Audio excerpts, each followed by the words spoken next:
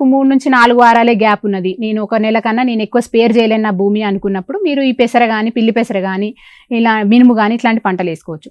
So మామూలుగా ఏంటంటే మనకి 35 రోజులు 30-35 రోజులకి పెసర పూతకు వస్తుంది. సో అట్లాంటి టైంలో ఈ పెసర్లు మామూలుగా ఒక 6-8 కిలోలు పెసర కానీ, మినుము కానీ, పిల్లి పెసర కానీ ఏదైనా 6-8 కిలోలు చల్లుకొని ఆ తర్వాత మనం ఏంటంటే దాన్ని ఒక 35 రోజులకు ఫుల్ పూత దశలో మనం కలియదున్నుకోవచ్చు.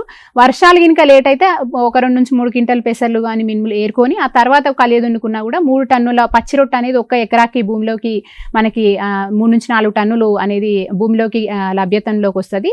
దాంట్లో ఏంటంటే ఒక 5 కిలోలు నత్రజని, నేను అన్నట్టుగా ఒక 5 కిలోలు పొటాష్. ఇప్పుడు మీరు చూసుకుంటే పొటాష్ ఎరువు దాదాపు 1975 రూపాయలు ఉంది ఒక బ్యాగ్.